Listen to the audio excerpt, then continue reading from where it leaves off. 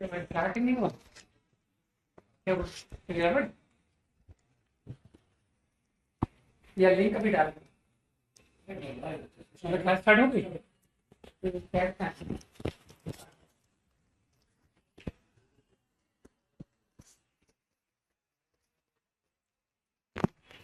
Good evening.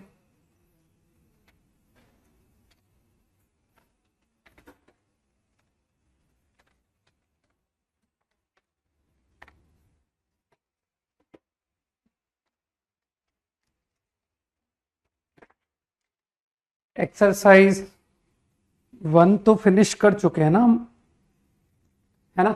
Exercise 2 करना था, right.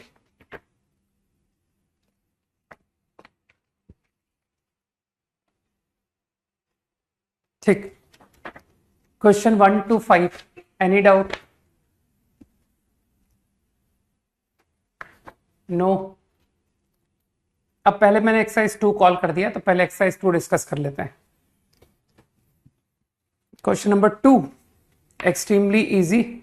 इसने तो सॉल्यूशन ही दे दिया कि रोल्स थ्योरम लगानी है, तब तो कुछ बचा ही नहीं। सबको पता है रोल्स थ्योरम जीरो किसको प्रूव करता है?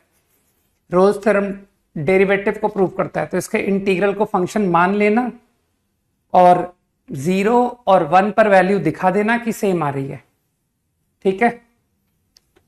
Question number 4,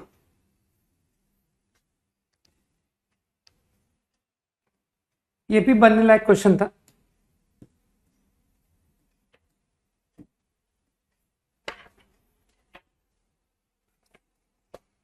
graph of lines F and line segment A B को joining intersect at X naught. कुछ भी गलत ग्राफ एज्यूम कर लो, तो ये ए और बी को ज्वाइनिंग लाइन एक्स नॉट पर मीट कर रही है। तो इसको दो तरीके से कर सकते हैं, ठीक है ना। सीधा एलएमवीटी क्यों नहीं लगा के प्रॉब्लम को एंड कर दिया? एलएमवीटी इज बेस्ट वे, है ना। X naught minus F A by LMVT there exist a C1 satisfying this result। बस मेरे ख्याल से यही बेस्ट आइडिया है। Open interval A to X naught, बस इसी तरह से समझ गया कि there exist a C2 interval X naught to B.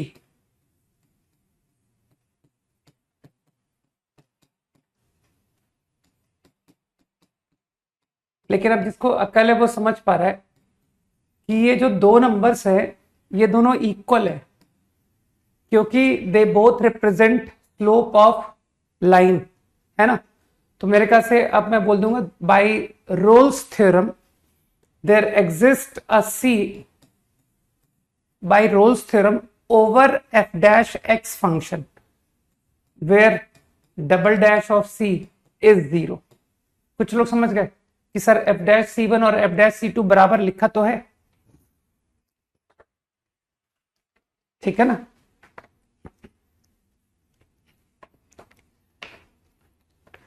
Fifth तो बताना नहीं है क्योंकि ये मैंने पढ़ा रखा है, ठीक है ना। कुछ लोगों को पता है कि फिफ्थ क्वेश्चन को कैसे करना है, ठीक। जिसको नहीं पता है वो छोड़ दे, राइट। 6 to 10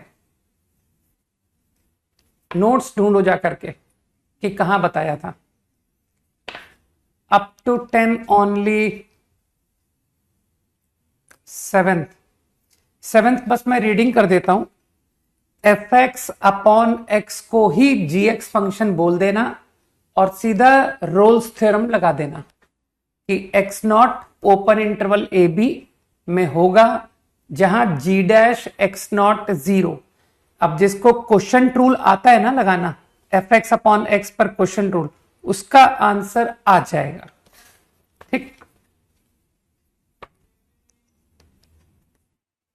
एट्थ तो पढ़ा रखा है यार। इंटरवल 0 to x पर लैग्रेंजेस थ्योरम लगा दो। 0 to x F x minus F 0 over x minus 0, is some dash at C1. No, choose function f minus g. f minus g function को choose करो. Wait, this is the function I have taken. 0 से x interval. दिमाग लगाओ मैंने क्या कर दिया.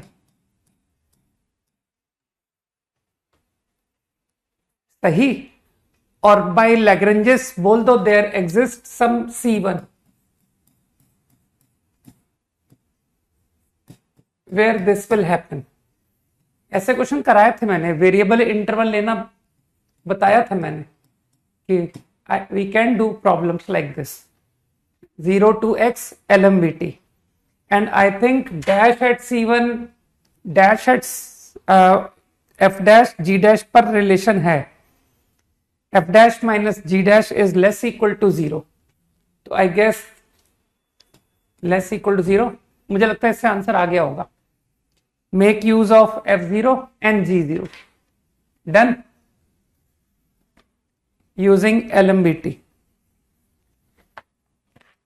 9th problem का मुझे थोड़ा सा हिंट दो तो मैं तुमको कुछ बताऊं. 9th प्रॉब्लम थोड़ा सा हिंट दो भाई कि व्हाट टू डू. कैसे सोचे 9th को. हाँ हाँ कुछ बताओ 9th के बारे में कुछ. मुझे स्टार्टिंग आइडिया चाहिए.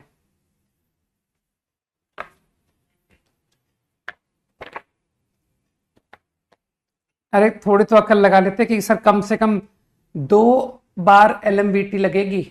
2 बार. हाँ 2 इंटरवल में. अब तुम लोग अच्छी तरह जानते हो कि 2 इंटरवल में कॉमन पॉइंट कभी मत आने देना. क्योंकि अगर तुमने कहा कि 1 से 3 इंटरवल और फिर अगली बार बोला 2 से 4 कि सर एक इंटरवल 1 से 3 और एक इंटरवल 2 से 4 है, तो मानते हो जब तुम C1 C2 लिखोगे ना कि LMVT का C1 LMVT का C2, तो हो सकता है वो दोनों C1 C2 सेम भी हो सकते हैं, है ना. क्योंकि तुम समझ पा रहे हो कि 1 से 3 2 to 4 में कहीं ऐसा ना हो बैड लक कि सर वो 2.5 LMVT का C आ रहा था. ठीक है. तो अगर तुम चाहते हो कि 2 अलग C मिले तो इंटरवल डिसजॉइंट, है ना. तो बाई सिमेट्री लोगों ने सोचा है ना कि यार A से B इंटरवल में 2 बार LMVT और वो भी डिसजॉइंट, तो बाई सिमेट्री आधा आधा तोड़ के ट्राई किया होगा ना कि चलो A से A प्लस B/2 में LMVT लगा दी. राइट. हाँ A से A प्लस B/2, तो बाय LMVT ओवर F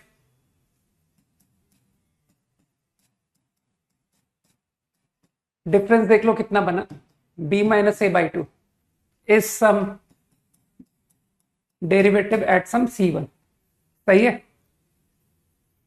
इसी तरह से कॉन्फिडेंटली मैं कह सकता हूं कि इन इंटरवल A प्लस B/2 से B भाई LMVT तो आप हमेशा लगा सकते हो ना, provided your conditions are valid. Function continuous, function differentiable. तो आई कैन सर्टेनली से कि दिस विल हैपन.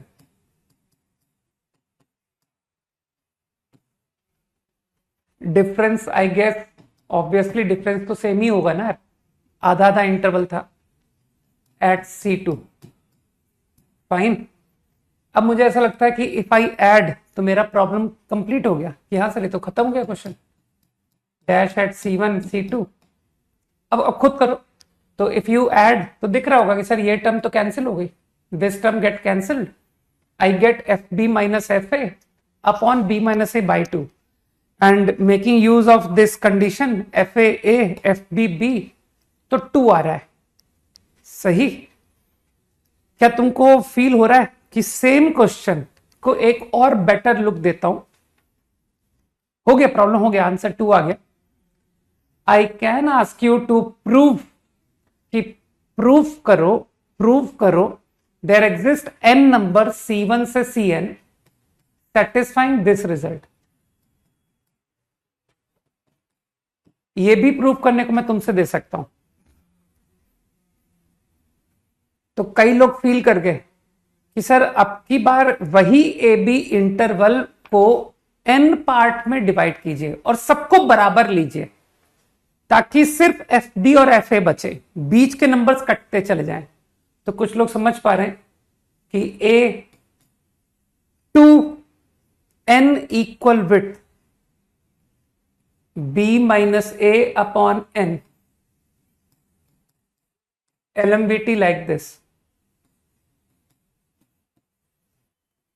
और अब तुम समझ पा रहे हो कि सर इसी तरह से a plus 2 times 2a plus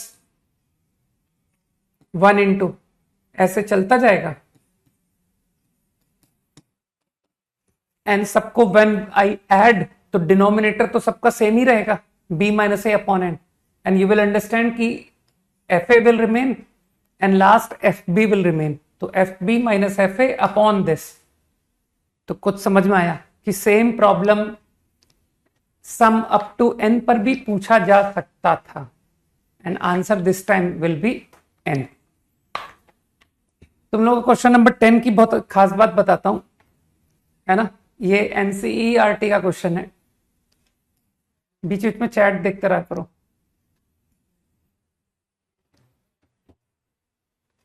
right,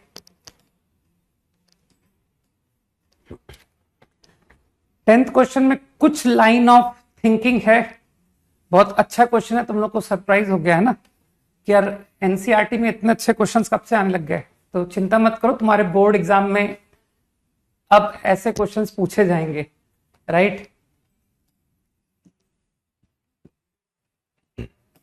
maths का लेवल दिन ब दिन बढ़ता जा रहा है ना। I think 10th problem F0 F1 को देख करके एक बार रोलेस थ्योरम तो क्लिक किया होगा कि सर एक सी तो इनको बता ही देते हैं कि कम से कम देयर एग्जिस्ट अ सी, हो सकता है एक से ज्यादा हो, 0 to 1 where dash at C is 0। ठीक है, दिस इज गुड। ये मन में थॉट तो आया होगा, फाइन। अब एक होता है ना कि आइडिया ऑफ थिंकिंग, तो दिख रहा है कि सर एफ डैश प्रूव करना है, डबल डैश दिया हुआ है और वो भी फॉर एवरी एक्स प्रूव करना है, फॉर एवरी एक्स। तो कुछ क्लिक किया कि डैश पर comment and double dash given, तो ये तो थॉट आया कि सर एफ डैश फंक्शन को चूज करो, लेट्स कंसीडर एफ डैश। ये भी थॉट आ रहा है कि मैं एलएमबीटी लगाऊंगा ओवर एफ डैश एक्स, लेकिन जिसे थोड़ी भी अकल है वो कहेगा सर आपको वेरिएबल इंटरवल लेना चाहिए, इंटरवल का एक एलिमेंट तो आप एक्स रखो because you want to prove F dash whatever inequality for every X. ठीक, तो एक तो मैं इंटरवल का एलिमेंट एक्स लेना चाहता हूं, है ना, एलएमबीटी ओवर दिस इन इंटरवल। अब जो दूसरा एलिमेंट है, तुमको ऐसा लगता नहीं कि सर दूसरा एलिमेंट ऐसा नंबर होना चाहिए जहां पर डैश की वैल्यू मुझे पता हो। तो जिसको थोड़ी सी बुद्धि है वो कहेगा सर पूरे 0 से 1 इंटरवल में, है ना, 0 से 1 ही है ना, हाँ, में सिर्फ एक ही नंबर है जहां मेरे को डैश पता है और वो है ये P, जो आपने रोल्स से निकाला है ना। तो अब जैसे ही तुमने कहा कि सर मैं इंटरवल C2x लिख रहा हूं, C2x, तो लोग तुरंत कहेंगे कि इसका मतलब है तुम मान के चल रहे हो कि x C से बड़ा है। सोचो, यू आर एज्यूमिंग कि x is more then C। तो कुछ क्लिक किया कि सर ये सवाल दो केसेस में होगा।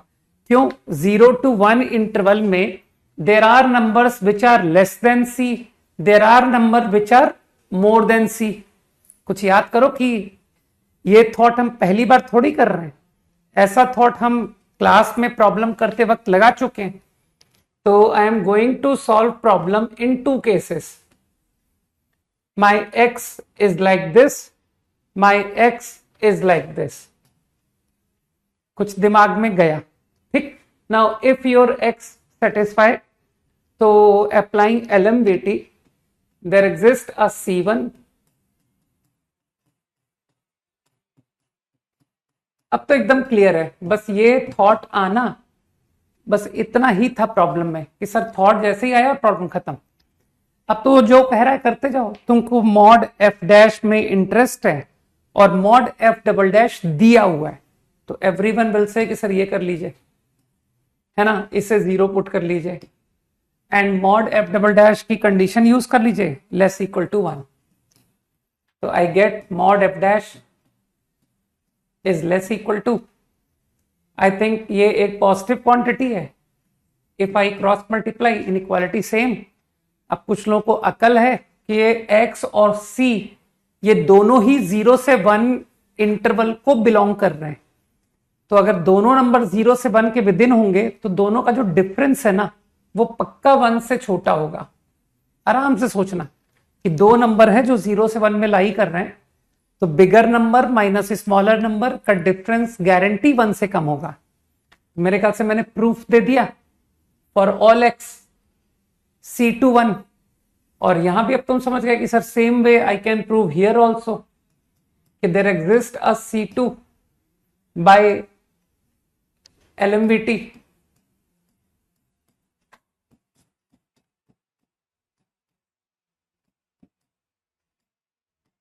taken mod to make use of condition, this is 0, so I get mod f dash for every x less equal to c minus x। c बड़ा है ना, फिर वही स्टेटमेंट कि both c and x 0 to 1 को belong कर रहे हैं, तो डिफरेंस गारंटी 1 से छोटा। सही, तो I think I proved dash for every x, dash for every x. कुछ लोग सोच रहे होंगे कि सर पूरा क्लोज इंटरवल 0 to 1 कवर हो गया, सिर्फ एक नंबर नहीं कवर हुआ, वो है c। तो कहना यार c पर तो f डैश की वैल्यू 0 है ना, वो तो मुझे पहले से ही पता है। तो मेरे ख्याल से मैंने कंप्लीटली प्रूव कर दिया कि for every x in interval 0 to 1 your dash is less than 1 mod. Got it? 11 to 15 quickly, 11 to 15।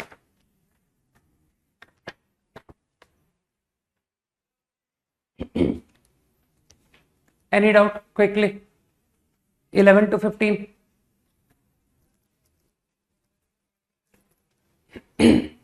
No?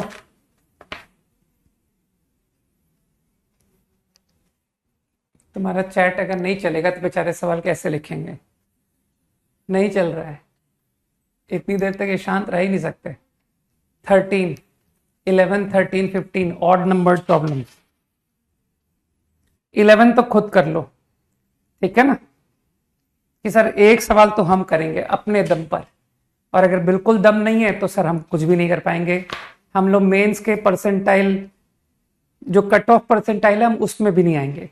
ठीक, तो 11 खुद करो वरना दिक्कत हो जाएगी। 13 जिसको थोड़ी भी अकल है ना वो कहेगा सर एनसीईआरटी ने कॉपी किया है प्रॉब्लम को। ठीक, तो ये इंस्पिरेशन दिखा 13th question, this is from apostle. ठीक है, बहुत पुरानी किताब है, एनसीईआरटी उसके बाद लिखा गया है, काफी बाद में। तो 13th अब मैं बस डिक्टेट ही करूंगा, क्योंकि double dash X less equal to 1 का इस्तेमाल करना है। लैंग्वेज को जिन लोगों ने फॉलो किया कि sir f takes largest value at interior point, तो f जिधर लार्जेस्ट वैल्यू लेता है, कुछ लोग जानते हैं कि मैक्सिमम मिनिमम पढ़ाते जा रहा हूं अब मैं, राइट। तो f मैक्स वैल्यू किसी इंटीरियर पर लेता है तो वो क्रिटिकल पॉइंट होता है, कुछ लोगों को पता है ना बात। तो क्रिटिकल पॉइंट पर f डैश या तो 0 होता है या नॉट एग्जिस्ट, फाइन। लेकिन कई लोग समझ गए कि सर f डैश को 0 होना पड़ेगा because your f double dash less equal to m। तो f double dash less equal to m का मतलब है कि डिफाइंड है, अरे तभी तो इनइक्वालिटी बता रहा है वो। तो जब f डबल डैश डिफाइंड होगा तो डैश को तो डिफाइन होना पड़ेगा ना, राइट। तो मेरे ख्याल से लोग समझ गए कि सर एक इंटीरियर पॉइंट पर मैक्सिमम वैल्यू एफ लेगा, वहां डैश को तुरंत जाके 0 बोल दो। ठीक, अब इसके आगे मुझे लगता है मुझे फिल इन द ब्लैंक्स छोड़ देना चाहिए कि आगे डू योरसेल्फ। ठीक, take inspiration from 10 and do 13। लोग 13 से इंस्पिरेशन लेकर 10 करते थे, अपन उल्टा करेंगे क्योंकि ऑर्डर में उल्टा आया ना क्वेश्चन। ठीक, अब करना अपनी मदद, देखना कई लोगों का आ जाएगा। ठीक है, गुड। नेक्स्ट कौन सा बोला था? 13 का 15। ओके, 12th क्वेश्चन तो सीधा डिटर्मिनेंट, फर्स्ट और सेकंड रो को सेम रख लेना। यार तुम लोग डेरिवेटिव नहीं पढ़ पाते हो कि सर डेरिवेटिव 0 पढ़ना होता है। तो 12 क्वेश्चन में फर्स्ट और सेकंड रो को सेम रख के, जो थर्ड रो है ना वहां पर, no sorry not row, column, first column second column same, third column पे जाना, कहना take F X, phi X, psi X, ये 3 फंक्शन डाल देना और फिर तुरंत दिखा देना कि सर रोल्स का क्राइटेरिया मैच कर रहा है, वैलिड है। और जब रोल्स वैलिड होती है तो पता है लोगों को कि उसके बाद क्या लिखना होता है। 15th question is done in class. Okay,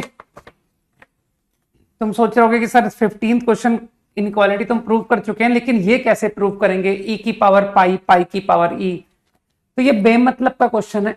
ऐसे क्वेश्चन वो तुमसे कैसे पूछेगा, तुम खुद सोचो। कहना सर मैं ई की पावर पाई, पाई की पावर ई को वो जो आपने पढ़ाया था उस आइडिया से कर लूंगा, समझ गए?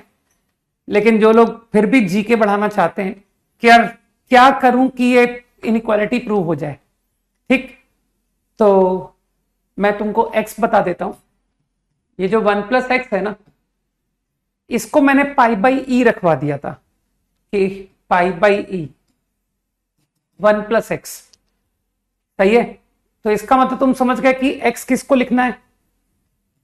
सोचो, ये 1 + x है तो x हो गया pi by E -1, pi by E -1, इससे प्रूफ हो गया, समझ गए? तो इनइक्वालिटी में जाके x को पुट करके योर प्रॉब्लम इज डन।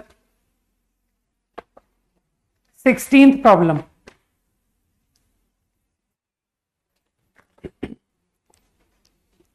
अच्छा प्रॉब्लम है लेकिन फिर भी तुम कर सकते थे।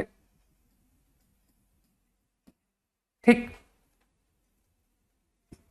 सबसे पहले तो ये जो नंबर ऑफ रूट्स लिखा है ऑफ, इसको पहचानो कि ये क्या है।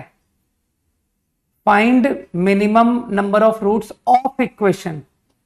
तो मेरे ख्याल से जिसको अकल है वो पहचान गया कि सर ये प्रोडक्ट रूल लिखा हुआ है, डैश डबल डैश, इसका डेरिवेटिव लिखा हुआ है, चाहो तो डिफरेंशिएट करके देख लो, प्रोडक्ट रूल। ठीक, बहुत अच्छा क्वेश्चन है। इसे बताने के बाद चिंता मत करो, जब जेई एडवांस का क्वेश्चन मिलेगा ना ओवर दिस आइडिया, तब नहीं बताऊंगा, तब कह दूंगा डू योरसेल्फ। ओके, तो मेकिंग यूज ऑफ इक्वेशन,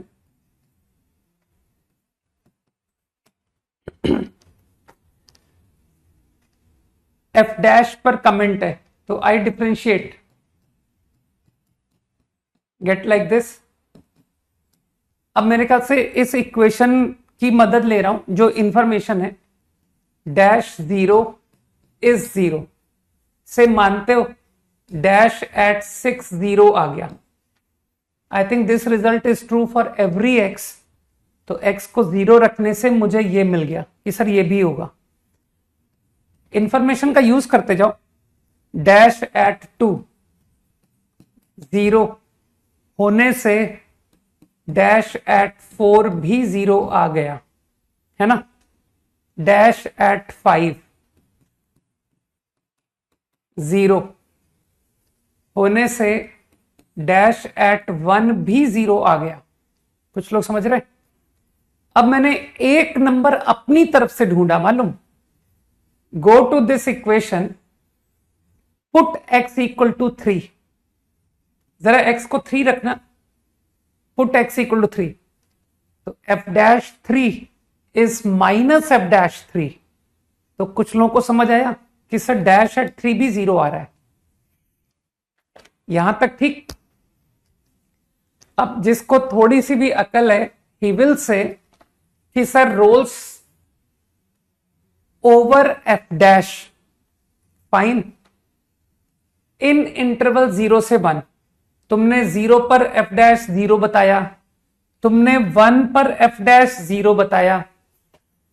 इसको रिफ्रेश करते रहा करो, फिर रुक जाता है बार बार, ठीक है ना, ये अभी रुक गया फिर से। तो dash at 0 is 0, dash at 1 is 0। तो मानते हो कि by Rolle's theorem there will be at least one number C1 where double dash 0। बुद्धि लगाओ, यहां डबल डैश 0 हो गया बाई रोल्स थ्योरम, ठीक। इसी तरह से क्या तुम फील कर रहे हो कि सर 1 से 2 इंटरवल है ना, एटलीस्ट 1 C2 एग्जिस्ट, एटलीस्ट 1। सोचो सोचो, वेयर डबल डैश इज 0। मैं कुछ भी नहीं कर रहा हूं, मैं रोल्स थ्योरम लगा रहा हूं, है ना। एफ डैश 0 बराबर एफ डैश 1, तो by Rolle's theorem double dash become 0 at least once. मुझे नहीं पता, हो सकता है इससे ज्यादा रूट हो, लेकिन कम से कम एक तो होगा। इसी तरह से रोल्स ओवर एफ डैश 1 से 2 interval at least 1 root of double dash, 2 से 3 interval Rolle's theorem over F dash कम से कम एक रूट, 3 से 4 इंटरवल कम से कम एक रूट, 4 से 5 इंटरवल कम से कम एक रूट। कुछ दिमाग में जा रहा है। एंड 5 से 6 इंटरवल कम से कम एक root in open interval, fine. अब मुझे बताओ, ये जो मैंने नंबर लाइन पर ये जो नंबर्स दिखाए हैं, है ना, numbers I have marked in this number line, गिनो कितने, ठीक। तो क्या तुम फील कर पा रहे हो कि सर ये नंबर मिनिमम इसके रूट हैं, जहां पर ये क्वांटिटी 0 हो रही है, either your F dash is 0 और डबल डैश इज 0। तो अगर मैं एक फंक्शन कॉल करूं gx टू बी दिस, इसे अगर gx बोल दिया जाए, सही है, if I call it gx, तो ये जितने नंबर है ना, इन नंबर्स पर तुम्हारा g 0 है।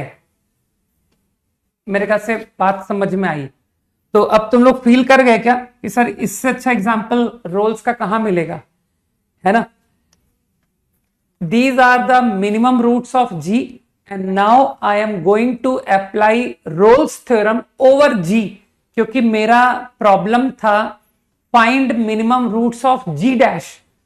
तो जिसको अकेले वो समझ रहा है कि अब आप पता क्या बोलोगे, 0 से C1 at least 1 root of g dash by Rolle's theorem, at least 1 in interval 0 से C1, इन इंटरवल C1 से 1 एटलीस्ट 1, 1 से C2 एटलीस्ट 1, एटलीस्ट 1, एटलीस्ट 1। तो ये जितने एटलीस्ट 1 दिखा रहा हूं ब्लू, इनको गिन लेना, तुमको मिनिमम g डैश के रूट्स मिल जाएंगे।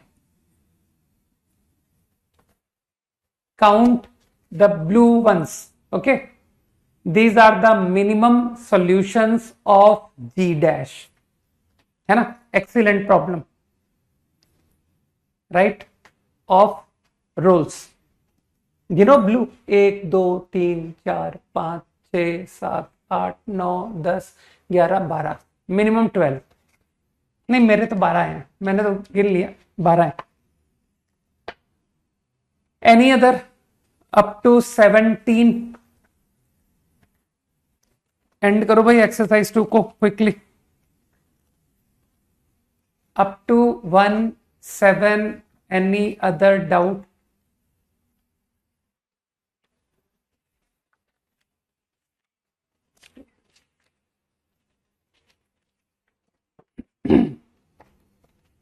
अरे गधा, 0 से 2 में मिनिमम 1, और यहां मैं 0 से 2 में मिनिमम कितने निकाल चुका हूं, गिनो तो सही।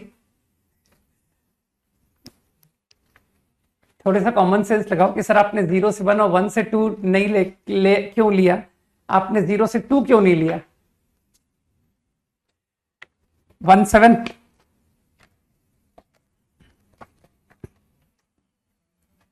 1 7 is again a good problem.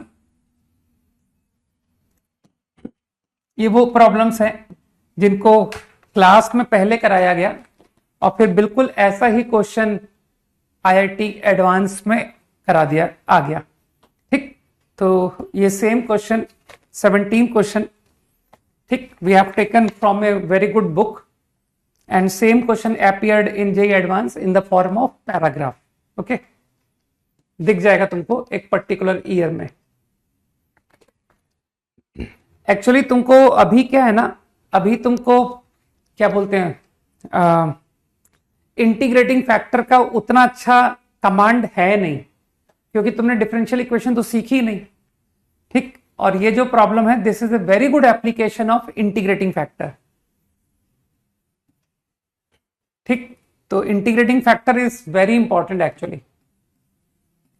तो इसको अगर थोड़ा सा अपन कॉन्सेंट्रेट करके देखेंगे ना, तो मन करेगा कि सर 2f' को f' प्लस f' तोड़ दीजिए, ऐसा तुमको मन करेगा, है ना। तुम तो जानते हो मैथ्स में observation is a very important thing, नहीं? ठीक, मैंने ऐसे लिखा। अब लोग सोच पाएंगे कि सर इस पूरी क्वांटिटी को अगर आप एक सिंगल फंक्शन पढ़ो और इसे एक सिंगल, तो मुझे नजर आ रहा है कि ये जो क्वांटिटी है ना, इसका डेरिवेटिव ये है। बस अब जैसे ही दिखाई दिया कि यार फंक्शन और उसका डेरिवेटिव, तो तुरंत इंटीग्रेटिंग फैक्टर का आइडिया मन में आया कि अरे ये तो कह रहे हैं कि this is gx, this is g', मतलब y और dy/dx। तो कई लोगों को क्लिक कर गया कि हाँ यही तो सिखाया था आपने इंटीग्रेटिंग फैक्टर में, है ना, dy/dx plus px into Y. चिंता क्यों करते हो, px यहां 1 है ना, तो integrating factor is going to be what? Integrating factor is e की power integral of 1 dx which is e की पावर x। सही कहा ना मैंने? अब तुम जानते हो कि सर आप इंटीग्रेटिंग फैक्टर से तुरंत मल्टीप्लाई करोगे, जिससे कि ये पूरी क्वांटिटी एक डेरिवेटिव ऑफ फंक्शन पढ़ने में आ जाएगा, है ना, जो मुझे अभी नहीं दिख रहा है कि ये किसका डेरिवेटिव है इन टोटल। तो आई मल्टीप्लाइड बाई ई की पावर x। तो फील समझ गए कुछ लोग कि ये फील मुझे कहां से आया था, है ना, क्योंकि मैंने इंटीग्रेटिंग फैक्टर का मुझे फील है ना। ये मैंने तुमको भी रटवाया था, कुछ लोगों को रटवाया था मैंने, सबको तो नहीं रटा था मैं, राइट। सबको पता है कि सर ये कुछ लोगों का फॉर्मूला है ना, होता क्या है। सो सम ऑफ यू स्टिल रिमेंबर कि ये g', ये g, ठीक। तो this is nothing but e की पावर x इंटू gx का प्रोडक्ट रूल।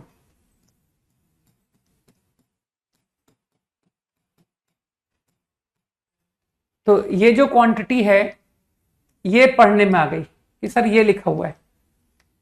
अब जो थोड़ी सी अकल और रखते हैं लोग कहेंगे कि सर ये जो है ना डैश के अंदर जो लिखा है ना, इसको हम फिर पहचानते हैं कि ये खुद भी तो प्रोडक्ट रूल लिखा हुआ है ना। तुम लोग तो इंटीग्रेशन पढ़ चुके लोग हो, है ना। तो ये किसका डेरिवेटिव है? ये e की पावर x इंटू fx का डेरिवेटिव है, प्रोडक्ट रूल। तो अंडरलाइन टर्म की बात कर रहा हूं, ये टर्म जो अंडरलाइन है ये है, और फिर इसे डिफरेंशिएट करना है ना। Underline term equal to this. तो क्या तुमको लगा नहीं कि सर ये तो डबल डैश हो गया? e की पावर x को डिफरेंशिएट किया और फिर दोबारा डिफरेंशिएट किया, तो ये पूरा एक्सप्रेशन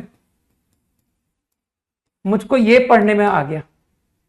तो यहां से थॉट शुरू हुआ कि let us start considering a function E की पावर एक्स एफ एक्स, सही। और फिर तुमको इनइक्वालिटी दी गई है डबल ग्रेटर इक्वल टू 0, तो तुम तो समझते हो ना कि सर वो ई की पावर एक्स से मल्टीप्लाई करने से इनइक्वालिटी पर फर्क नहीं पड़ता। This quantity greater equal to 0 into E की power X doesn't change inequality. तो मानते हो G double dash greater equal to 0 is given to me. ये समझ आया कि let consider gx like this and we are told कि it is concave up. इसका मतलब हर कोई समझता है सर कॉनकेव अप फंक्शन, सही। अब कंडीशन का यूज करो f0, तो यहां से मैं f, अब तो डिस्कशन g पर चल रहा है तो लोग समझ रहे हैं sir g0 is 0 and g1 also is 0। अब एक काम करो, इतनी कंडीशंस को सेटिस्फाई करता हुआ g को जरा ड्रॉ करने की कोशिश करो कि मैं ड्रॉ करूंगा।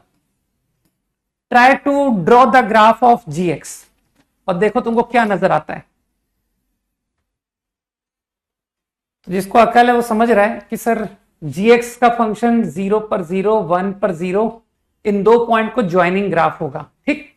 और साथ में कॉनकेव अप भी होगा, कॉनकेव अप। तो सोचो कैसा ग्राफ बनेगा, है ना। तो क्या इस ग्राफ को तुम ऊपर ले जा सकते हो यहां से कि सर इसको चलो इंक्रीज कराते हैं, ऐसा करा सकते हो। तो जब लौट के आओगे तो जिसको अकल है वो जानता है कि सर लौटोगे ना तो आपको कॉनकेव डाउन होना पड़ेगा। आप थ्रू आउट कॉनकेव अप रख के, जिसका मर्जी हो कि सर मैं तो देखो कॉनकेव अप होता हुआ ऊपर जा रहा है, ये कॉनकेव अप है, लेकिन तुमको लगता नहीं कभी तो लौटोगे, ठीक है। और जैसे ही लौटोगे तो देखना तुम्हारी कॉन्केविटी डाउन हो जाएगी। करके देख लो कि यार ये तो कॉन्केविटी डाउन हो गई, ठीक। तो मेरे ख्याल से फील आ रही है कि एक ही ग्राफ संभव है और वो है like this. If I want in entire interval concave up, ठीक है। कैसी मूर्खों वाली बात कर रहे हो, डबल डैश एग्जिस्ट है और फंक्शन डिसकंटिन्यूअस बोल रहे हो। थोड़ी तो अकल लगाओ कि gx फंक्शन का डबल डेरिवेटिव एग्जिस्ट है हर पॉइंट पर, लेकिन g डिसकंटिन्यूअस है ना। बात दिमाग में गई, ठीक, कि सर इतनी अच्छी भी कैलकुलस ना हो किसी की, right. Double dash exist but g discontinuous, है ना। तो इतना हाई फाई होने का जरूरत नहीं है ना। थोड़ा प्रैक्टिकल रहते हैं, रियल वर्ल्ड में रहते हैं, don't go to imaginary. Okay fine, हो गया, प्रॉब्लम खत्म हो गया। तो ये ग्राफ होना पड़ेगा। अब बुद्धि जिसको है वो समझ गया कि सर यहां से प्रूव हो रहा है कि your gx is always less equal to 0। In complete interval में ये होना पड़ेगा और इसके थ्रू तुम समझ गए कि सर e की पावर तो हमेशा पॉजिटिव होता है, तो fx लेस इक्वल टू 0। हाँ, तो आईआईटी दिन ब दिन हार्ड होता जा रहा है और लोग इतने वेल प्रिपेयर्ड हैं कि आईआईटी कितने भी हार्ड क्वेश्चंस लाता है लोग करके बैठे होते हैं, ठीक। अब वो जमाना थोड़ी है कि एग्जाम में जाकर के हम खुद इन्वेंट करेंगे सॉल्यूशंस को। आजकल सब कुछ पहले से लोग प्रिपेयर्ड होते हैं कि हमने ये ऐसा आईआईटी का आया हुआ सवाल हमने पहले से कर रखा था, है ना। अब ये जमाना है, ठीक। ऐसा बहुत पहले हुआ करता था कि लोग आईआईटी में, है ना, तब आईआईटी टाइम भी देता था कि 3 घंटे देता था अकेला मैथ्स करने के लिए, अकेला मैथ्स, ठीक है, और 20 सवाल देता था। तब लोग वहां पर पूरा सोचते थे, खुद थ्योरी निकालते थे। अब नहीं है वो टाइम, अब 1 घंटे में 20 करने होते हैं, समझ गए। तो अब तो वेल प्रिपेयर्ड और हैं लोग, वेल प्रिपेयर्ड हैं, ठीक। पीटी 1 से 15, एनी डाउट?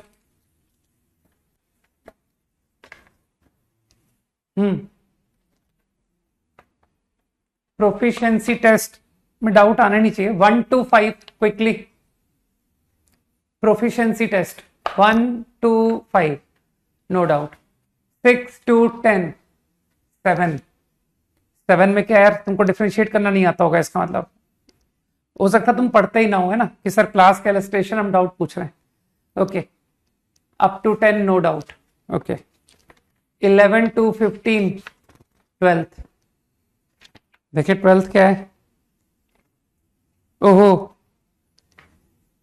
ये तो कंपाउंड एंगल वीक होना कारण हो गया नहीं कि सर इसमें तो इसमें डिफरेंशिएशन वगैरह करना ही नहीं था। Answer is constant function.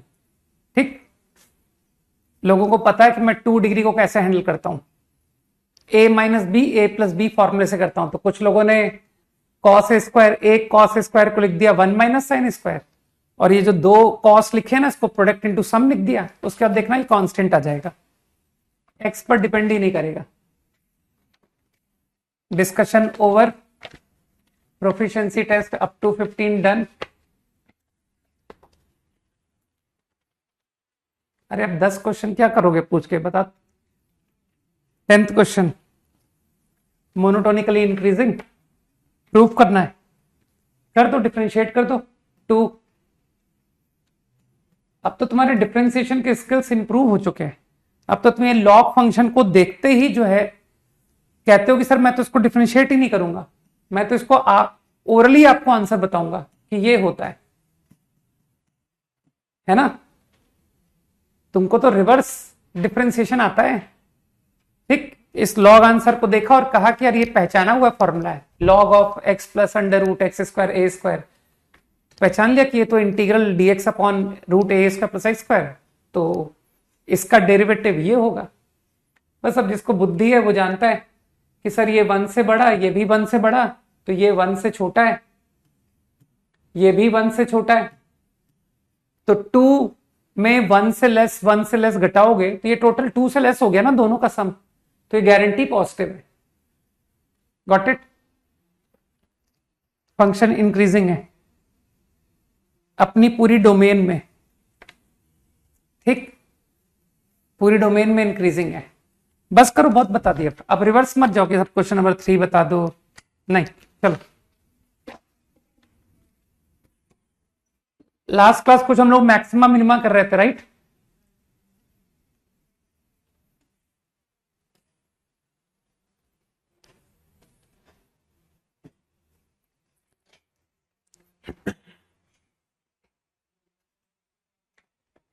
चलो एक प्रॉब्लम डिक्टेट करता हूं, ठीक है। थोड़ा ज्योमेट्री में देखते हैं application of maxima and minima, कि ज्योमेट्री के क्वेश्चंस किस तरह के आते हैं ओवर इट। लिखो,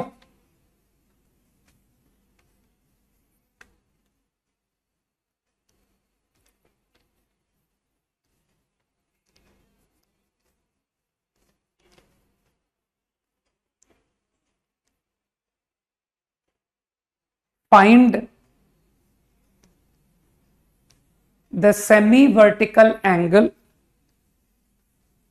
लिखते जाओ, find the semi vertical angle of a conical tent, find the semi vertical angle of a conical tent having given slant height, having given slant height, so that having given slant height, so that its volume,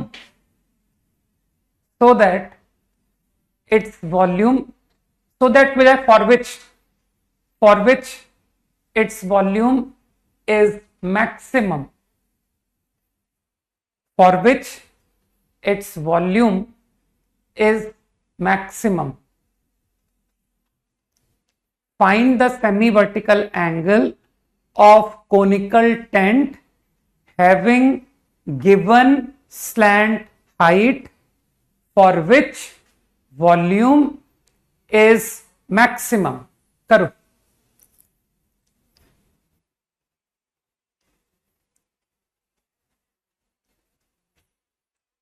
find semi vertical angle of A conical tent having given slant height for which volume is maximum.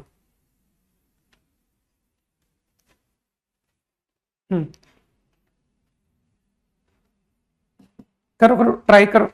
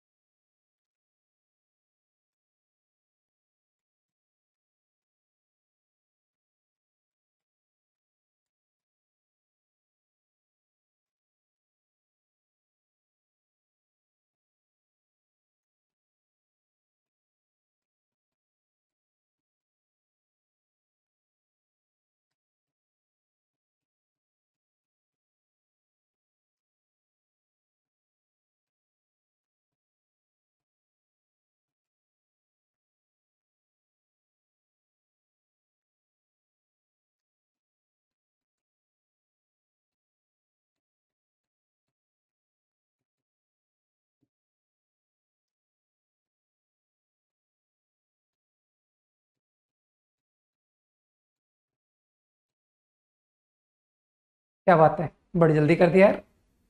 I think correct answer. तुम लोग सब पढ़े लिखे लोग यार। हाँ, एक बार मैं भी देखो थोड़ा कॉन्फिडेंट कम हूं। आंसर क्या है एक बार देखता हूं, शायद लिखा होगा, लेकिन वो √2 मुझे सही लग रहा है आंसर। हाँ, tan inverse of √2।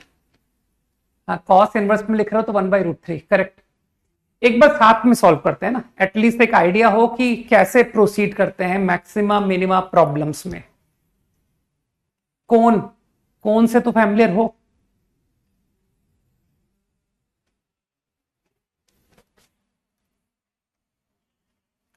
I think problem में स्लैंट हाइट भी तुम लोग समझते हो, है ना, कि sir slant height let's say L is known, semi vertical angle, तो ये वर्टिकल एंगल, मैं सेमी एंगल को अगर थीटा बोल दूं कोई दिक्कत तो नहीं है, तो वर्टिकल एंगल टोटल 2 थीटा हो गया। ठीक, I am suppose to find theta. I think construction से समझ रहे हो कि सर रेडियस आ गया L साइन थीटा, हाइट आ गई L कॉस थीटा। सही। अब मानते हो मुझे प्रॉब्लम में करना क्या, ध्यान रखना इसमें गिवन है L, थीटा वेरी कर रहा है, थीटा इज अ वेरिएबल, तो वॉल्यूम को मैक्सिमाइज करना है। एक बार प्रॉपर मेथड से करेंगे, ठीक है, विदाउट एनी शॉर्टकट्स। तो वॉल्यूम थीटा के टर्म में I can write 1/3 pi R square H, तो you can see radius whole square cos theta. सही।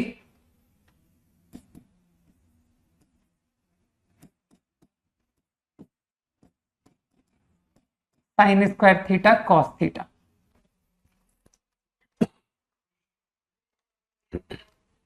नाउ पहले प्योर कैलकुलस से करते हैं ना, कि सर यूजिंग कैलकुलस बताओ आप, don't use any 11th class concepts. ठीक, तो वो मैं बताऊंगा, क्योंकि वो एक तरह से पेटेंट मेथड टाइप है ना, जिसको काश 2002 में पेटेंट करा लिया होता, तो आज तुम लोग को नाम से मिलता कि मेथड गिवन बाय। ठीक, तो उस मेथड पर बाद में आऊंगा, पहले यूजिंग सिंपल थॉट कि कैलकुलस, तो कैलकुलस से तो वॉल्यूम मैक्सिमम को dv/d थीटा 0 कर दूं, कि sir point where derivative become zero, zero. तो कैलकुलेशन करो भाई, 2 sine theta into cos theta minus sine sorry cos square. देखो कैलकुलेशन सबकी स्ट्रांग होनी पड़ेगी कि आई गॉट दिस, ठीक। तो taking I am taking out sine cos square out, तो इट गेट, समझना पड़ेगा यहां तक, ऑल गुड, ठीक। चिंता मत करो, जितनी भी फिजिक्स में मैक्सिमम मिनिमा पढ़ के बैठे हो उतने के बेसिस पर सीधा मैक्सिमम मिनिमा की एक्सरसाइज पे चले जाना, ठीक है। तो भारी डिसअपॉइंटमेंट होने के चांसेस हैं, ठीक। कि सर अननेसेसरी जब मैथ्स में पढ़ाया जा रहा था तो उस वक्त थोड़ा सा लाइट हो गए थे ये इस थॉट से कि जो पढ़ाया गया था उससे काम चल जाएगा, ठीक है। तो गलती पता पड़ जाएगी तुमको, जैसे 10th तक आईआईटी की तैयारी करने वालों को अब अपनी गलती विजुलाइज हो रही होगी ना, वैसे ही तुम्हारे साथ हो जाएगा। आई थिंक थीटा के बारे में इतना तो क्लियर है कि थीटा है तो एक्यूट, क्योंकि कोन का वर्टिकल एंगल पाई को एक्सीड तो नहीं करेगा, कि सर कैसा भी कोन ले लो आप, पाई से तो छोटा ही है। तो ये जो आधा एंगल है वो π/2 से छोटा है, इतनी तो अकल सब में है कि ये तो गारंटी, अगर आपका कोण है तो थीटा 0 से π/2, ठीक। नहीं, यहां पर मेरे ख्याल से सब परफेक्ट लिखा हुआ है ना, सब कुछ ठीक लिखा हुआ, डिफरेंशिएट सही किया है, डेरिवेटिव है ना वो dv/d थीटा, फाइन। अब यू मे थिंक कि 0 से π/2 ये टर्म कभी जीरो होगी नहीं, ये टर्म कभी जीरो होगी नहीं, ये टर्म जीरो हुई एट √2 tan थीटा √2, तो tan थीटा √2 0 से π/2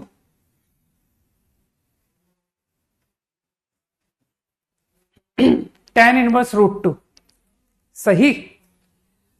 अब जिसको अकल है वो समझता है कि सर tan इनवर्स √2 पर डेरिवेटिव 0 डजंट इंप्लाई कि वो मैक्सिमा मिनिमा, हमको चेक करना है।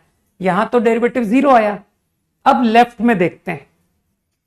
तो लेफ्ट में मैं थीटा की बात कर रहा हूं, this is theta and I am talking just close neighbourhood of tan inverse √2।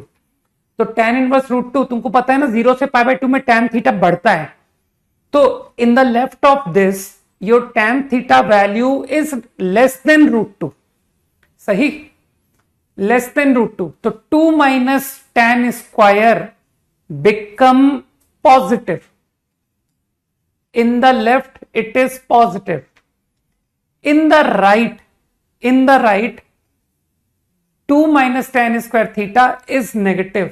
मैंने साइन स्कीम चेक करा दी, तो अब मेरे ख्याल से तुम फील कर पा रहे हो कि सर ये रही आपकी sign scheme of f dash theta about point tan inverse √2 about theta equal to tan inverse √2, और ये तुम्हारी condition of maxima minima satisfy कर रहा है कि सर ये तो मैक्सिमा होता है ना, sign changes from plus to minus, it is maxima, correct. तो volume is maximum for theta equal to tan inverse √2, got it. Alternately, right, अब वो पेटेंट कराने वाला मेथड है ना कि काश करा लिया होता, ठीक, तो एक बड़ा सेटिस्फैक्शन होता।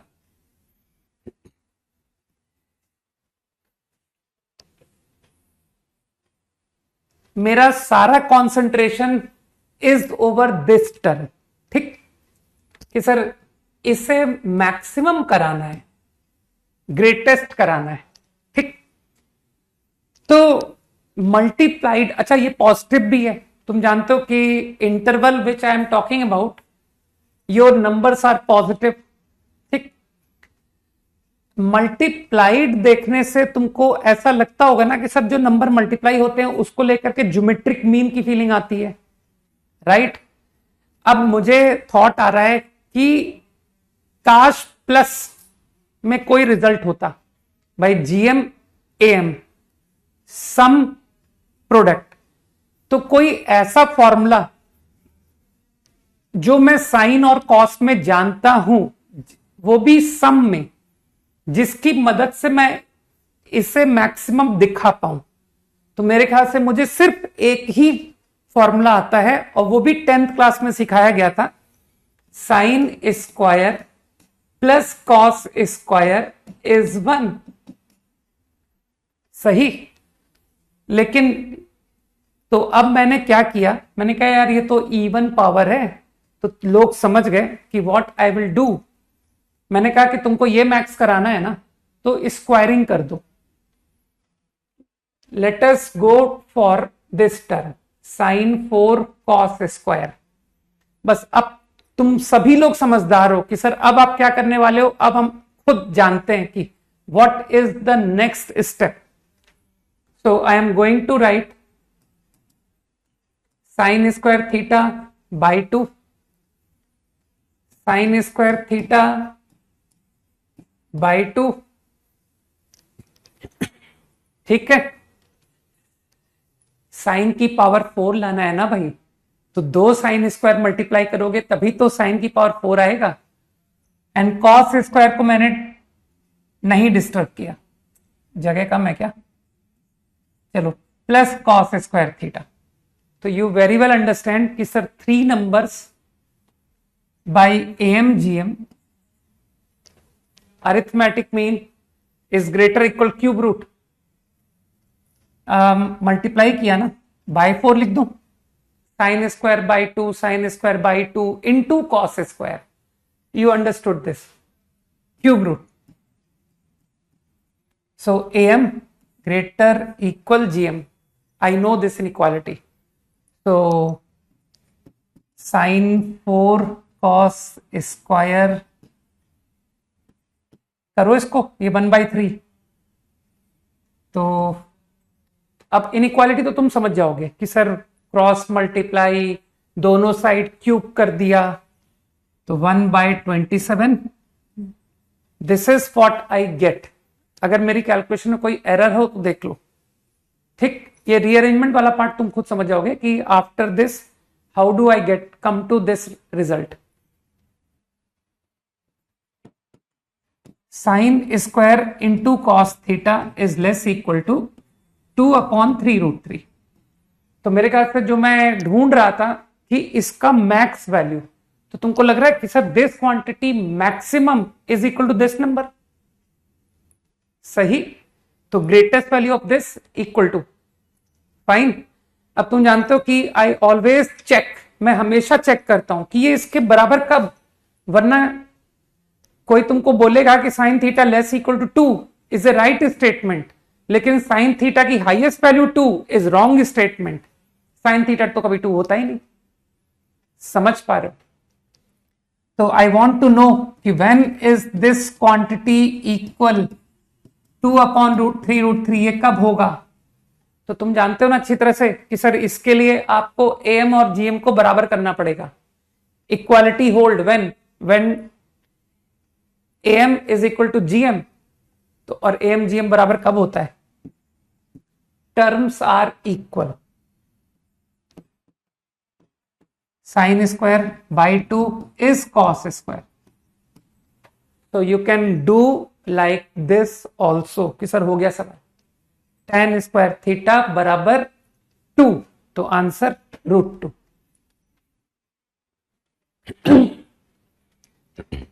एक्चुअली मेथड निकाला जैसा कोई चीज होती तो नहीं है ना, ये एग्जिस्टिंग तो रहा होगा, बस इसके मेथड के बिहाइंड का लॉजिक मैं तुमको बता देता हूं कि क्या हुआ था। ठीक है, I think very first year जब बंसल ज्वाइन किया था तो पढ़ा रहा था मैं, तो उस मोमेंट मैक्सिमम इनमा के क्वेश्चंस में क्लास में बहुत एएमजीएम से करता था, ठीक है, बहुत ज्यादा एएमजीएम लगाता था मैं, राइट। तो एक एवरेज सा बैच था, मतलब कोई ऐसा नहीं कि सर वो टॉपर बैच था, एकदम 12th क्लास का एक मिडिल लेवल का एक बैच था, ठीक है। तो उसमें ऐसा ही कुछ प्रॉब्लम मैक्सिमा मिनिमा का आया, function of theta expression create हुआ और मैंने उस क्वेश्चन को डिफरेंशिएट करके कर दिया, ठीक है, कि देखो डिफरेंशिएट किया और साइन स्कीम आंसर, राइट। फिर क्या हुआ कि मुझे एक पीछे से आवाज आई कि सर एएमजीएम से, राइट। तो मुझे लगा कि यार ये लड़का ना मजाक उड़ा रहा है, ठीक है, कि सर आप सारे सवाल एएमजीएम से करते हो, ये सवाल एएमजीएम से कैसे करोगे, ठीक है। तो जैसे उसने बोला तो मैंने उसको पहले तो डांट दिया, मैंने कह दिया हर सवाल थोड़ी एएमजीएम से हो जाता है, राइट। तो उसको चुप करा दिया। फिर मैं आगे बढ़ गया, मैं और क्वेश्चंस कराने लग गया, ठीक। फिर जैसे तुमको टाइम देता हूं ना कि क्वेश्चंस लिख करके अटेम्प्ट करने का टाइम दिया, तो क्वेश्चन लिख करके मैं खड़ा था, तो उस मोमेंट मुझे उस लड़के की बात फिर दिमाग में क्लिक की कि सर एएमजीएम से कैसे होगा, राइट। तो सोचा और इमीडिएट स्ट्राइक किया, राइट, कि यार ये साइन इनटू कॉस लिखा है, एएमजीएम के लिए तो मुझे साइन और कॉस का सम चाहिए। तो तुरंत थॉट आया कि एक ही तो फॉर्मूला है, sine square plus cos square, उसका कैसे इस्तेमाल करूं। तो फिर क्लास को इंटरप्ट करके रोक के कि देखो हाँ कहा था ना तुमने कि एएमजीएम से कैसे होगा, तो फिर ये मेथड बताया, राइट। और रही बात कि क्यों, इसके बिफोर मैंने इस आइडिया को किसी और बुक में तो यूज होते देखा नहीं था, ठीक है ना। फिर जब ये मेरे क्लास के बच्चे बढ़ते चले गए ना कि आफ्टर फ्यू इयर्स, कई साल बाद, तब लोगों को थोड़ा कॉपीड मुझे दिखने लग गया कि हाँ अब लोग इस्तेमाल कर रहे हो, ठीक। तो बस मेरी एक ये छोटी सी आदत है कि कोई अगर क्लू देता है तो उसको मैं सोचने की कोशिश करता हूं, दैट्स इट, और कुछ भी नहीं, ठीक। ऐसे नहीं कि अगर कुछ भी रैंडम बोल दिया और हमने थॉट ही नहीं दिया और एकदम डांट दिया कि नहीं नहीं हो सकता, ऐसा नहीं है। एक बार थॉट देते हैं, लगता है कि हाँ ये बताया हुआ आइडिया से हम कुछ कर सकते हैं तो ठीक है, लेकिन जब दिखता है कि नहीं ये आइडिया बिल्कुल रैंडम है, इससे नहीं हो सकता, तो डेफिनेटली डांटना ही पड़ेगा कि नहीं होगा, ओके। तो ये बहुत काम आने वाला कंसेप्ट है, आगे तुम देखोगे ना। अगला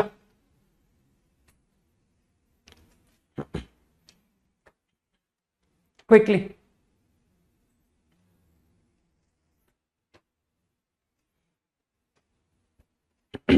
हाँ अगर काश मैंने उस वक्त इस चीज को स्टॉप कर दिया होता, नहीं बताया होता, तो देखने वाली बात थी कि अगर मैं भी इस्तेमाल नहीं करता तो क्या ये आइडिया इतना कॉमन होता, ठीक है। हो सकता है कोई और निकालता है, कोई और करता है, क्योंकि जेई वाले लोग जो है ना, जो जेई पढ़ाते हैं, वो लोग काफी, मैं मानता हूं कि काफी डायनामिक होते हैं, वो बहुत अच्छे अच्छे मेथड्स निकाल लाते हैं।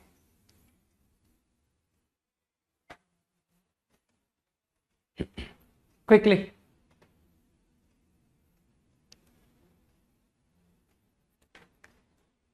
15 seconds more to copy.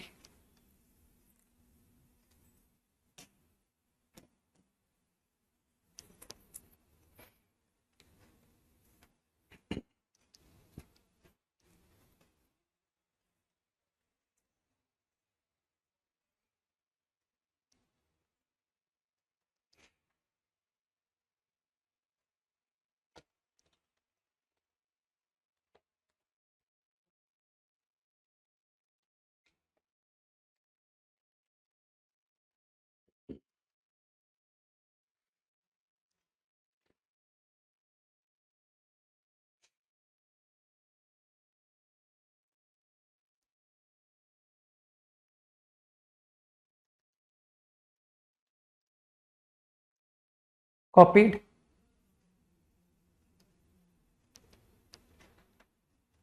ठीक, करो, ट्राई करो। आईआईटी का पुराना क्वेश्चन है ये, आई थिंक 90, जेई 90।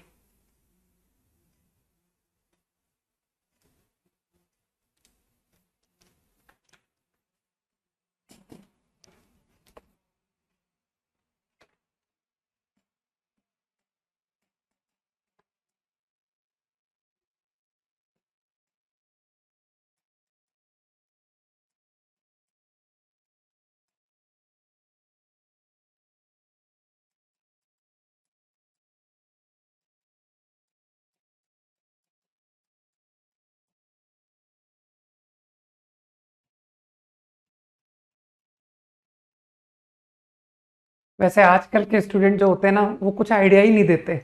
वो हिंट छोड़ो, वो कुछ बताने पर एक ढंग का रिएक्शन तक नहीं देते कि समझ में आया कि नहीं आया। ठीक है ना। तो एटलीस्ट मुझे लगता है कि मैं काफी लकी हूं कि इस टाइम में पढ़ाया है जब बच्चे काफी अच्छे हो, पढ़ने वाले आया करते थे यहाँ और रिस्पॉन्ड करते थे, और इवन आपको कुछ और ऑल्टरनेट मेथड सोचने के लिए मजबूर करते थे।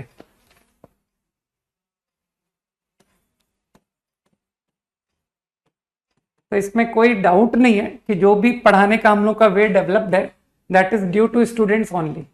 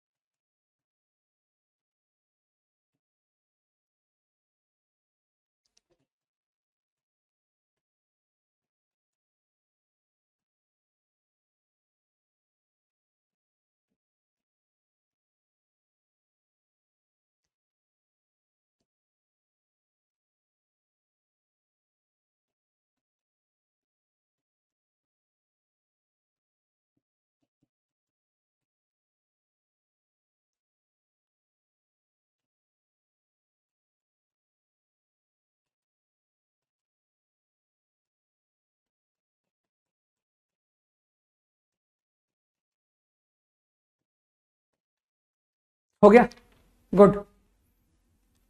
दीप्यमान, प्रसन्ना, ऋतुराज, राज,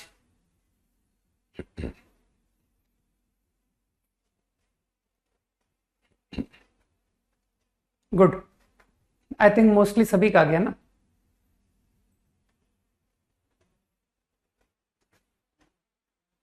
ये तो इजी था, कहा तो जेई का क्वेश्चन है 90।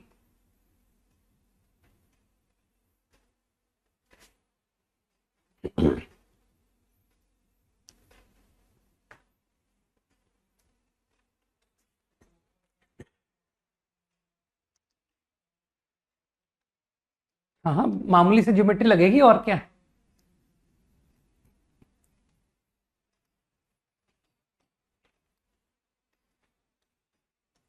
There are two type of students in class. One who use chat to answer, and one who use chat for everything else then answering the problem. है ना। सवाल का आंसर देने के बजाय बाकी सबके लिए चैट यूज करते हैं। ठीक। अब ऐसे लोग कभी तुमको आंसर में कभी नहीं दिखेंगे, और क्लास में वो पता नहीं इधर उधर की क्या क्या बातें लिखते रहते हैं, है ना। हालांकि संख्या बहुत कम हो चुकी है, वो लोग जा चुके हैं कि सर इस बैच में कोई फायदा नहीं है। Right. Point P. Okay, let's see quickly. Chords Q R, point P, chords Q R parallel to tangent. Okay, कहीं भी पी ले लिया, टेंजेंट। तुम तो जानते हो टेंजेंट की फील क्या होती है, सेंटर से 90। ठीक। मुझे एक बात सोच के बताओ, Q R parallel to tangent बनाना है तो सेंटर के सेम साइड बनाऊं या अपोजिट साइड बनाऊं, बताओ। सेम साइड एज टेंजेंट या अपोजिट साइड टू टेंजेंट। कम से कम इतनी फील तो दो कि area P Q R maximum के लिए जो कॉर्ड क्यू आर है वो कहां होगी, opposite. Good, I think feel कर पा रहे हो। क्यों, कारण भी पता होना चाहिए कि सर ये सारे लेंथ नीचे भी मिलेंगे ऊपर भी मिलेंगे, सही है ना।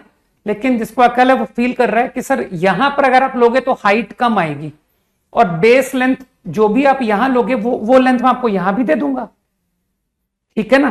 तो इतना कॉमन सेंस से क्लियर है कि कुछ ऐसा सिचुएशन क्यू आर। अब आई थिंक तुम जानते हो कि कहीं अभी तक कोई वेरिएबल इन्वॉल्व हुआ ही नहीं है ना। तो वेरिएबल मैं किसको लेना प्रेफर करता हूं, बताओ भाई। सबको पता होगा कि सर आप वेरिएबल किसको इन्वॉल्व करते हो, दिमाग पे जोर लगाओ। नहीं बताओगे, थीटा है ना, कि सर वो कौन लेंथ को लेगा, फिर पाइथागोरस वगैरह लगेगी, अंडर रूट में टर्म्स आएंगे। इससे बेहतर है किसी एंगल को वेरिएबल कॉल कर देते हैं। तो लेट्स से क्यू आर, ना ये पैरेलल है तो ये भी 90 है, समझ पा रहे होगे। इतना कंस्ट्रक्शन तो दिख रहा होगा साफ कि सर ऐसा कुछ कंस्ट्रक्शन नजर आ रहा है मुझे, है ना, ये सेंटर। तो I assumed this angle to be some theta. Now once I know this angle theta, this is R, तो यू अंडरस्टैंड कि ये आ गया R cos theta. I think मेरा टारगेट था एरिया ऑफ ट्राइंगल, तो यू विल से कि sir height R plus R cos theta, ठीक। Height half height into base, base you can see R sine theta का 2 times, got it. अब तुम तो जानते हो कि सर एएमजीएम में तो स्पीड आपकी काफी अच्छी होनी चाहिए, है ना। तो तुम सोच रहे हो कि 1 प्लस कॉस साइन, है ना। तो प्रद्युम्न बोल रहा है हाफ एंगल लिख लीजिए, उसके बाद आप एएमजीएम से कर पाओगे, है ना। तो Pradyumna is correct, R square. अब तो तुम लोग कंफर्टेबल यार, अब तो तुम खुद ही कर लोगे कि sir 2 cos square 2 sine cos, same situation. मैंने कहा ना, बस वो एक बार हिंट चाहिए होता है कि वी कैन डू यूजिंग एएमजीएम। अब तो हर कोई कर लेगा कि सर थीटा बाई 2 एक्यूट है ना, 0/2 terms positive, I want to apply AMGM. तो प्रद्युम्न बता देगा कि आप इसकी स्क्वायरिंग कर लो, है ना, साइन स्क्वायर कॉस 6, और फिर not only Pradyumna, all students of class will say, है ना, कि सर साइन कॉस स्क्वायर को 3 टर्म में तोड़ लो, बाय 3 बाय 3 बाय 3, सही है ना। एंड बाय एएमजीएम ये 3 नंबर पहचान लेना, ठीक, 3 numbers and 1 number sign square theta by 2। So 4 numbers. अब यहां 4th रूट, यार वो 1/3 को कर लो ना मल्टीप्लाई, 1/3 3 बार आया ना, तो 1/27 समझना पड़ेगा कि क्या हुआ, फाइन। और एक काम करूं, यहां 4th रूट के बजाय यहां पर पावर 4 लगा दूं क्या, ये सर एक ही बात है। GM is less equal to AM, done. तो I think you can see कि साइन स्क्वायर थीटा बाई 2, अरे सेम कैलकुलेशन जो अभी अभी करके आए थे बिल्कुल रिपीटेड है। cos 6 theta by 2 is less equal to, कुछ आ गया देख लो, 1/4 की पावर 4 कितना होता है, 2 की पावर 8 कितना होता है, आई डोंट नो, ठीक। सीधा साइन इंटू कॉस क्यूब करा देता हूं ना, कि now I get sine into cos cube, 27 का अंडर रूट 3√3, और वो 2 की पावर 8 का अंडर रूट 2 की पावर 4, 64, राइट, नहीं 16, सॉरी 16,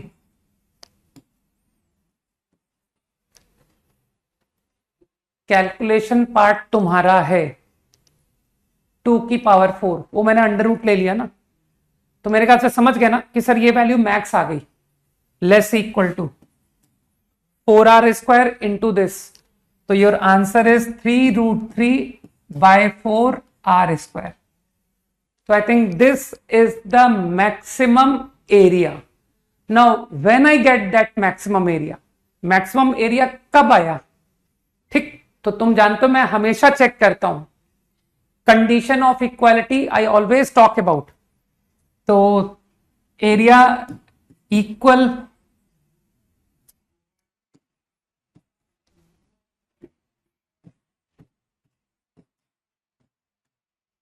इफ यहां पर इक्वालिटी होल्ड हुई, और इक्वालिटी तुमको पता है कब होल्ड होती है, am equal to gm, that is terms are equal. तो ऑल 4 टर्म्स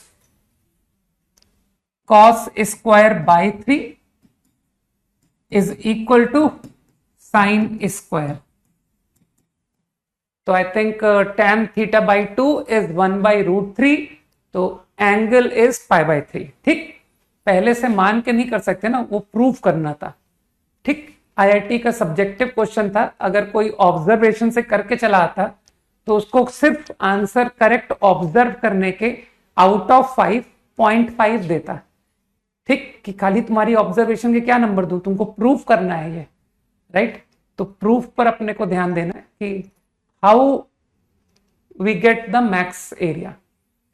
बाकी डिफरेंशिएशन वगैरह में तुम लोग कंफर्ट रखना भाई, है ना, कि सर मेरा डिफरेंशिएशन इज इक्वली स्ट्रॉन्ग, कि मैंने तो इसको डिफरेंशिएट करके करा था,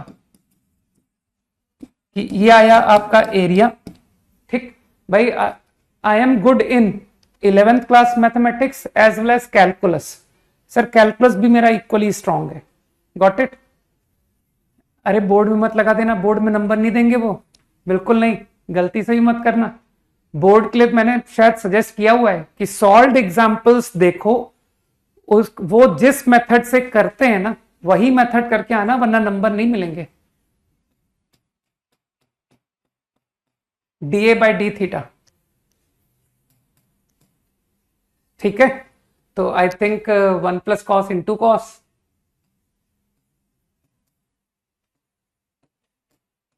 ब्रैकेट खोलता जा रहा हूं, plus derivative which is minus sine into sine, minus sine square.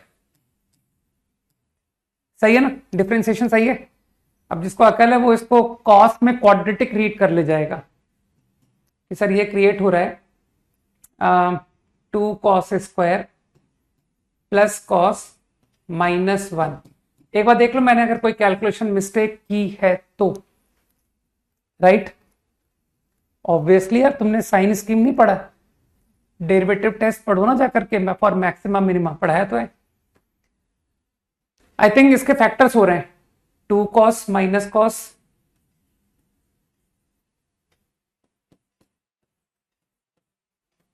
Gate factors like this. अब तुम फील कर रहे हो कि सर हमारा जो थीटा है वो तो 0 से π/2 है, इतना तो समझ ही रहे होगे कि माय थीटा लाइज 0 से π/2, तो 0 से π/2 में ये क्वांटिटी पर तो एकदम दिमाग मत लगाओ कि सर ये तो पॉजिटिव है. ठीक, और and about this quantity you understand कि सर π/3 आ गया. ठीक, मानते हो cos x फंक्शन डिक्रीज करता है, जल्दी से हाँ बोलो. π/3 के लेफ्ट में cos की वैल्यू हाफ से बड़ी होती है, जल्दी से हाँ बोलो कि सर cos x 0 से पाई में डिक्रीज होता है, π/3 का left it is more than half. तो मोर देन हाफ होने से मानते हो ये quantity positive in the left of π/3. अरे इससे अच्छा मेथड कुछ नहीं होता. ठीक, मैं सेकंड डेरिवेटिव टेस्ट को बहुत रेयर करता हूं, बहुत रेयर. जब मुझे साइन स्कीम नहीं आती है ना, तब मैं जाता हूं कि चलो यार d2y करते हैं. ठीक, अब मेरे ख्याल से तुम जानते हो π/3 के राइट में cos की वैल्यू हाफ से छोटी, तो ये आ गया माइनस. मानते हो ये मेरा फर्स्ट डेरिवेटिव टेस्ट मैक्सिमा दे रहा है कि sir sign changes from plus to minus, then it is maxima. पढ़ो जाके कॉपी में. so it is maximum. so area is, है ना, तो बोर्ड एग्जाम या है ना, मैं डू लाइक दिस कि सर इस तरह से करते हैं वहां। एनसीईआरटी पढ़ जरूर लेना, उसमें स्टेप जरूर देख लेना कि कैसे लिखने हैं, कैसे प्रेजेंट करने होते हैं, राइट। Okay 5 seconds quickly. मैं तो स्ट्रिक्टली जेई आइडियाज बताता हूँ कि आईआईटी के सवालों में तुम लोग क्या कर सकते हो, जहां तुम्हारा कोई मेथड कोई स्टेप्स नहीं देखने आ रहा है, ठीक। और आईआईटी स्टेप्स देखता भी ना तो खुश होता कि चलो यार ये तो बढ़िया सोल्यूशन दिया है, राइट। क्योंकि वो लोग तो वैसे भी ऑल्टरनेट सॉल्यूशंस में बहुत बिलीव करते हैं। आईआईटी के क्वेश्चंस मेनली तुम देखना, ज्यादातर आईआईटी के सवालों में तुमको एक से ज्यादा अप्रोच मिलेगी। इसका मतलब है कि जो पेपर सेट कर रहा है ना, उसने 2-3 मेथड से क्वेश्चन को गारंटी की है, ठीक। इंटेलिजेंट लोग हैं भाई, रिसर्च वाले लोग हैं। अगला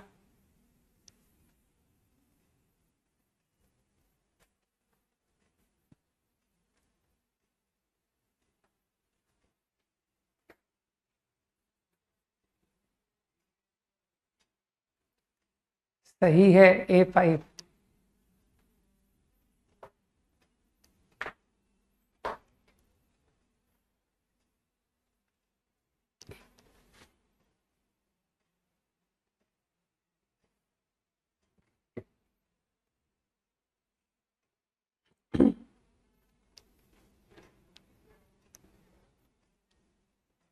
ten seconds more to copy।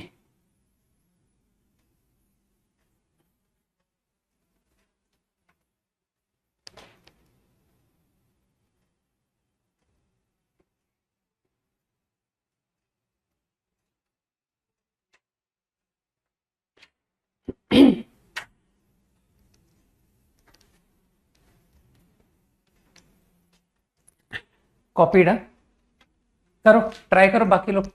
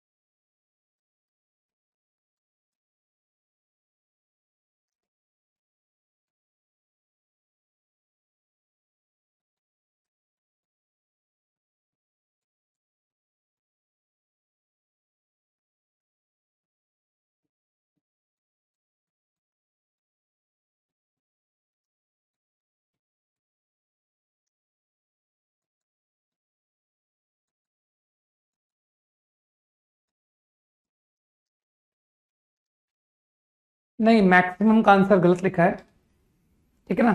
काफी क्वेश्चन इजी था। I think area of two figure लग नहीं रहा कि सर ये 10th क्वेश्चन का 10th क्लास का क्वेश्चन है। मेंसुरेशन में ऐसे क्वेश्चन कराते थे कि एक 20 सेंटीमीटर कुछ एक्स लेंथ मैंने यूज कर लिया टू फॉर्म सर्किल। सर्किल के लिए एक्स यूज कर रहा हूं तो समझ गए कि सर ये लेंथ सरकमफेरेंस में जाएगी तो 2 पाई आर इज एक्स। कुछ लोग समझ रहे हैं तो आई थिंक रेडियस आ गया एक्स अपॉन 2 पाई। ये रेडियस हो गया, मैंने ये तुम्हारा यूज किया है फॉर सर्कल। फाइन, तो एक्स अपॉन 2 पाई तो area of circle pi R square plus now remaining length will be used for square that is 20 minus x. This is to form square. तो ये तुम्हारा perimeter में चला गया that is 4 times a 4a है ना। तो साइड कितना आ गया 20 minus x by 4. This is the side length. तो area of square will be this. अब बगैर पहले एक्सप्रेशन लिखें उसके बाद सोचेंगे कि क्या करना है।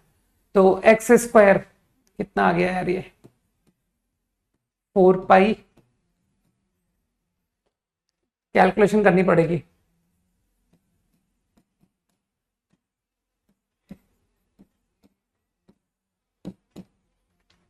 तो जिसको थोड़ी सी अकल है ही विल से कि it is a quadratic opening upward. और क्वाड्रेटिक के क्वेश्चन हर कोई जानता है कि हम कभी भी डिफरेंशिएट करके नहीं करना लाइक करते हैं, है ना। कि सर क्वाड्रेटिक भी अगर डिफरेंशिएट करना करके करना पड़ा इट मींस कि मुझे मैथ्स नहीं आती है।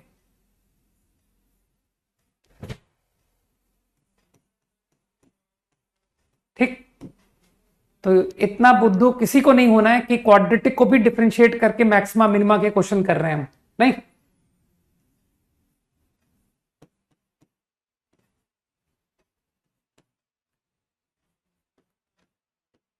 कुछ ऐसा रिलेशन आ गया।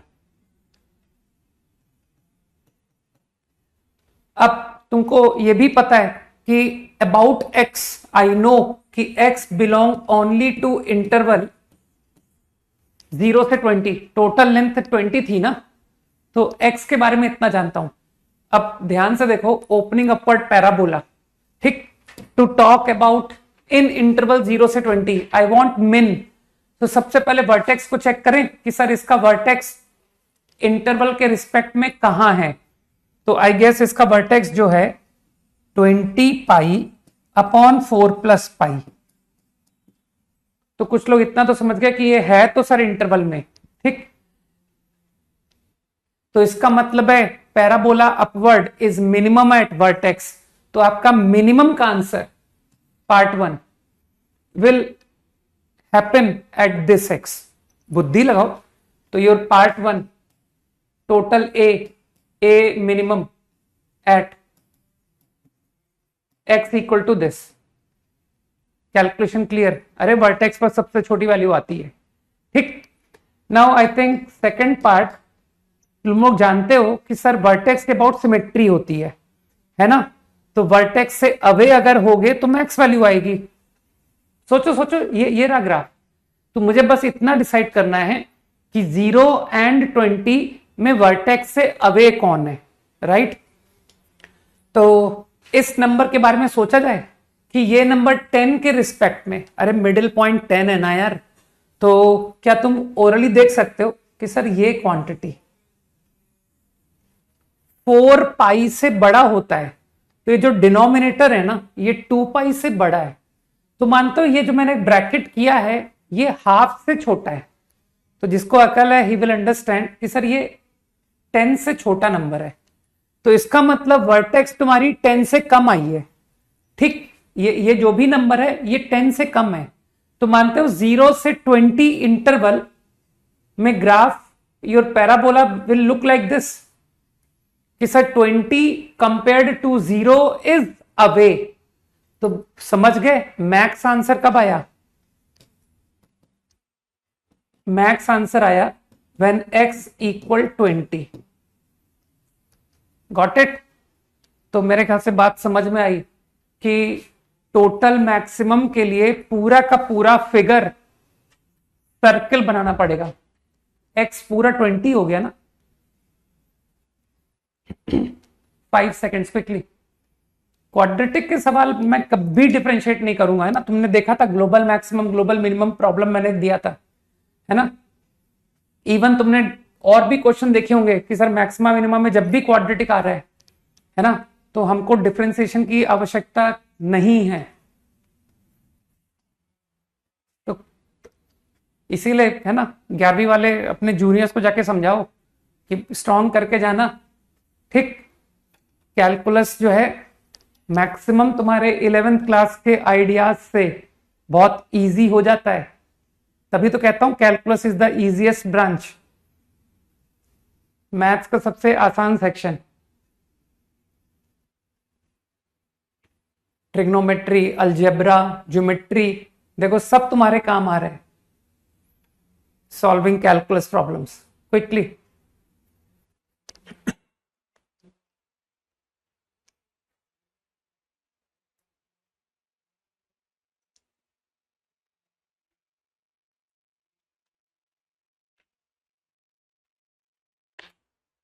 अब होमवर्क में जो है ना, हालांकि मोनोटोनिसिटी की एक्सरसाइज 3 है, चिंता मत करो, लेकिन मैं थोड़ा सा मिक्स करके चलते हैं ना।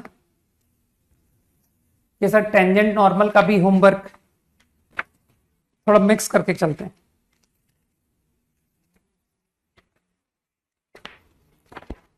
तो टेंजेंट नॉर्मल,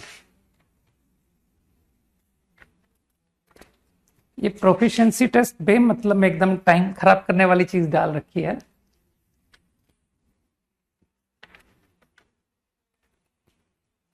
ना ना, अलजेब्रा से पहले कैलकुलस पढ़ना तो बहुत बड़ा मतलब, ये तो मूर्खता कहलाएगी, बहुत बड़ी मूर्खता कहलाएगी यार, कैसी बात करते हो।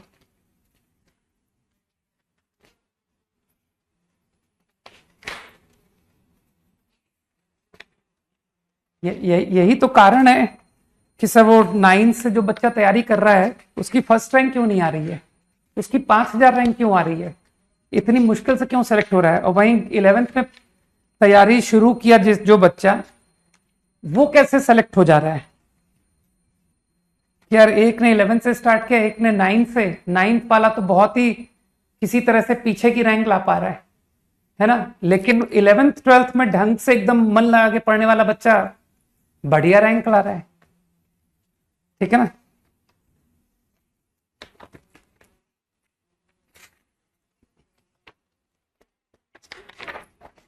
आज एक्सरसाइज 3 मोनोटोनिसिटी नहीं देकर I am giving exercise 1 complete of tangent normal. वैसे कंप्लीट तुम कर नहीं पाओगे यार, करोगे, कोशिश करोगे, कर सकते हो। 25 क्वेश्चन ही है केवल, टेंजेंट एंड नॉर्मल करना 25 ही है, अपना पूरा बेस्ट दे देना, ठीक है। ओनली 25 क्वेश्चन, चिंता मत करो, easy exercise.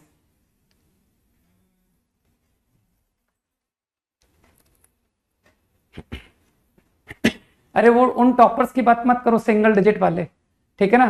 They don't require any institutes, okay. वो सेल्फ स्टडी वाले लोग हैं, ओलंपियाड्स एंड सब निकाल लेते हैं वो।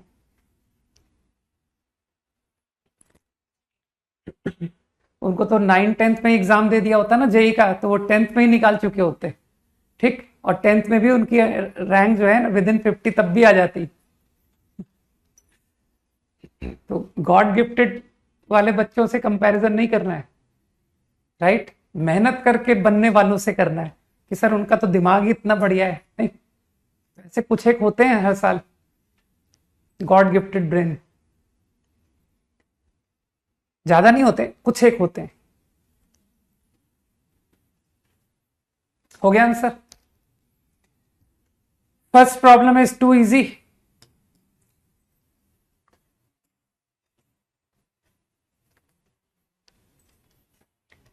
क्वेश्चन तो समझ चुके हो, 1,8 से पासिंग। तुम्हारे पास 2 अप्रोच है, you can go by slope कि सर m स्लोप लीजिए और लाइन की इक्वेशन लिख के करते जाइए, ठीक है। और हो सकता है कुछ लोग पहले वाले पार्ट को देख सकते हैं कि सर इंटरसेप्ट ए और b, area half a B, सही है ना। तो क्या तुमको इंटरसेप्ट फॉर्म की फीलिंग आ रही है? x by a y by b is 1। तो आई नो वन कंडीशन, 1,8 को पुट कर लो, इज 1। तो यहां से तुमको डायरेक्ट एएमजीएम का थॉट क्लिक कर रहा है कि नहीं कर रहा है कि ए बी में इंटरेस्ट है, फाइंड ए बी, क्या मिनिमम ए बी मिन। तो मैं तो डायरेक्टली इस पर एएमजीएम लगा दिया, 1 by A 8 by B upon 2, positive number है, you can apply AM GM, greater equal to under root of 8 upon A B, सही। तो नाउ आई थिंक ये तो हाफ हो गया, 1 बाई ए 8 अपॉन बी तो 1 है, सो 1 बाई 2। तो doing calculation A B is greater equal to 8 into 4 32, calculation part संभाल लोगे।